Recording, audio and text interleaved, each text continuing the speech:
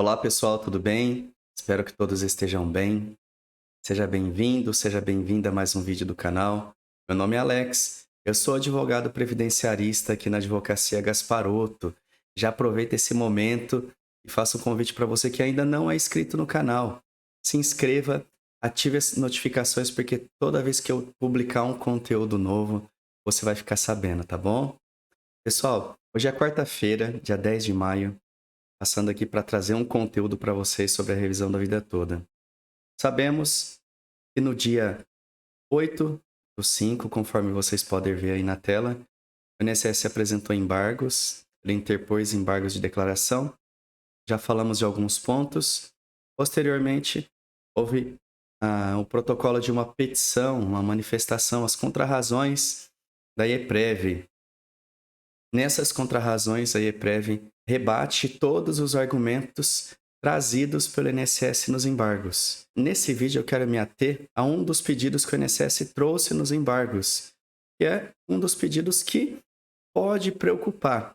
Ele suscita a modulação da decisão do STF. Para interpor o embargo de declaração, é necessário ter preenchido alguns requisitos, né? Que ele tem que demonstrar ali nos embargos, né? No caso, o INSS, que houve alguma omissão no acórdão, alguma obscuridade, alguma contrariedade. São requisitos do próprio recurso.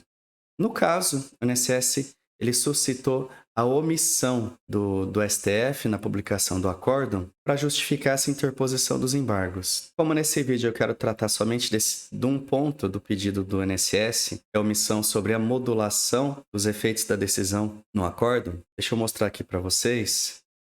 Eu gostaria de ler esse trecho. O INSS nos traz o seguinte: o ponto 6, omissão sobre a modulação dos efeitos da decisão, da possibilidade de modulação dos efeitos da aplicação da tese.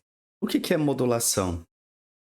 A possibilidade de modulação se diz no seguinte, que se houver a modulação, vai estar restringindo alguns direitos que os autores possuem em determinada matéria. No caso da revisão da vida toda, o INSS ele requer a modulação para que seja aplicada a correção a partir da decisão do STF. Então, que os benefícios sejam corrigidos a partir dali e que não seja pago os atrasados nos quais o segurado tem direito, respeitando ali o prazo prescricional, ou seja, dos últimos 5 anos. Um detalhe é que quem já ajuizou a ação não será afetado, eventualmente, aí se for decidida essa questão, que eu acredito que não vai ser.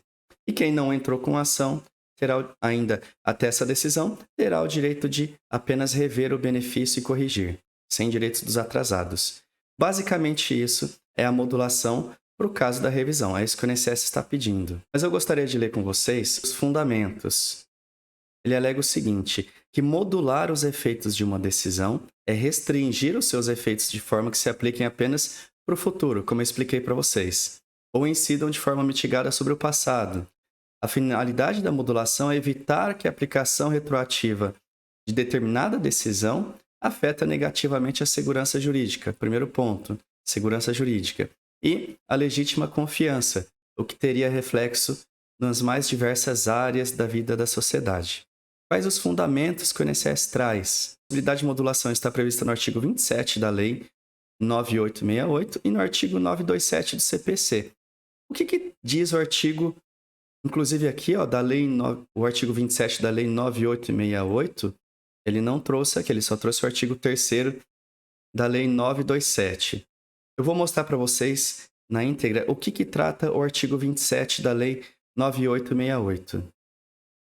Artigo 27 da citada lei. Ao declarar a inconstitucionalidade de lei ou ato normativo e tendo em vista as razões de segurança jurídica ou de excepcional interesse social, poderá o STF, por maioria de 2/3 de seus membros, restringir os efeitos daquela declaração ou decidir que ela só tem eficácia a partir do seu trânsito em julgado ou de outro momento que venha a ser fixado. Qual é o detalhe desse artigo, pessoal?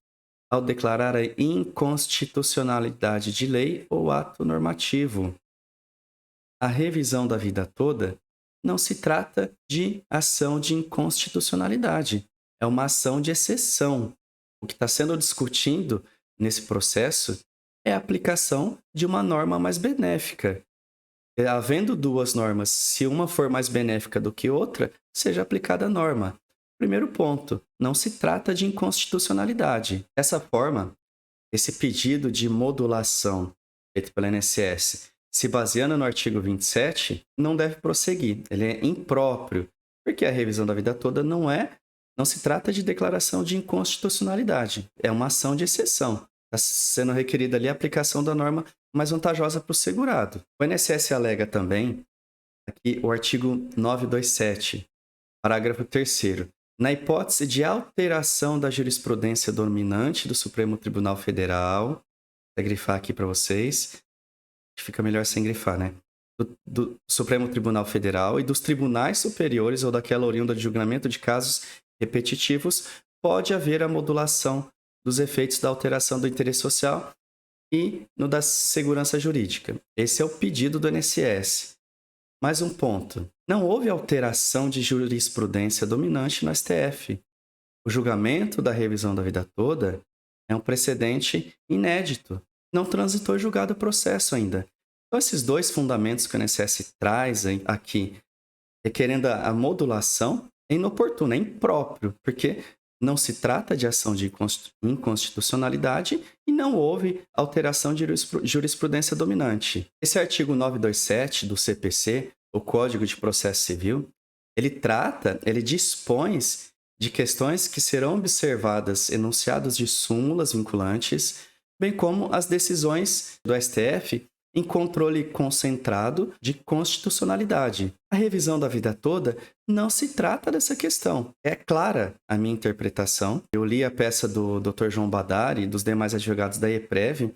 Inclusive, eu li toda a peça e algum dos argumentos que eu trago aqui para vocês está nessa peça e rebateu todos esses argumentos do INSS, deixa claro que a revisão da vida toda não se trata do que foi apontado pelo INSS para solicitar o pedido de modulação dos efeitos da decisão do STF. Isso porque o INSS ele trouxe o artigo 27 da lei, trouxe o artigo 927 do CPC, só que ele desvirtuou, ele inverteu o entendimento desses artigos. Essa é mais uma manobra desesperada do INSS para tentar barrar a decisão do STF que já foi firmada, muito bem fundamentada. E mais, o pedido de modulação deveria ter sido proposto na fase processual adequada, não agora nos embargos de declaração. Isso porque não estamos diante de uma ação de inconstitucionalidade, de controle difuso ou concentrado lá no STF. Nós estamos diante de uma ação de exceção, que é a revisão da vida toda. É possível, sim,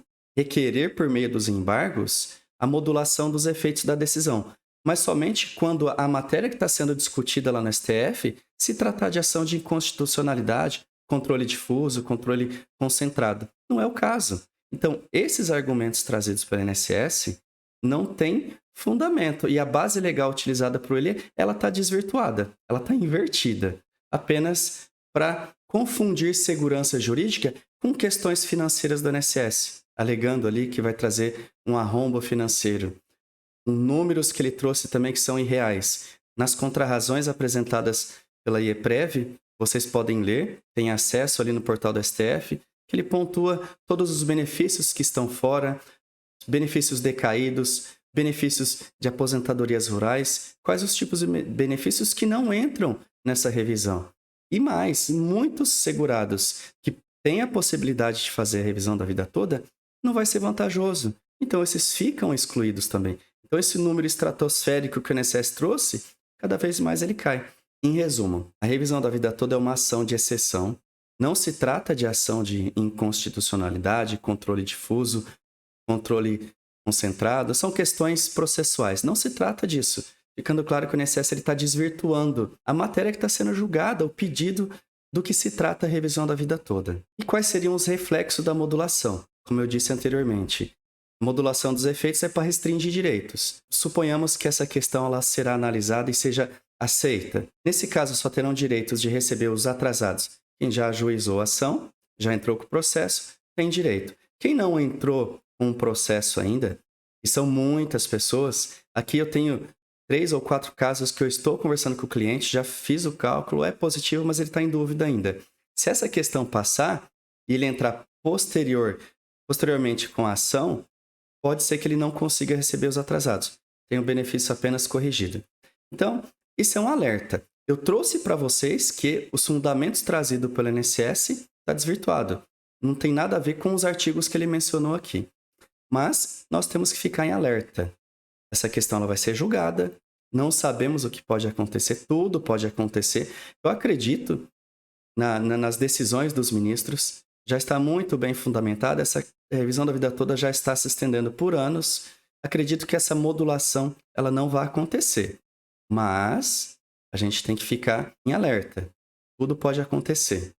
Se isso acontecer, eu deixo um aviso para você, que ainda não entrou com ação, que ainda não procurou um especialista, que não fez cálculos. O mais importante é você procurar um escritório especializado, realizar cálculos, verificar se você possui a vantagem no seu benefício. E o quanto antes, entre com ação. Não perca tempo, porque agora nós corremos esse risco. Porém, eu acredito que essa questão não passa, porque o fundamento trazido pelo INSS veio com uma interpretação contrária do que está descrito nos artigos. Tá certo, gente? Hoje eu queria abordar só esse tema. É uma questão que pode preocupar algumas pessoas, mas eu entendo que vocês podem ficar tranquilos, mas liguem o sinal de alerta. Quem não procurou o seu direito, o faça o quanto antes. Nos próximos dias eu quero abordar aqui para vocês os outros pedidos do INSS, ler com vocês e explicar um por um para que não fiquem muito longos os vídeos, tá certo?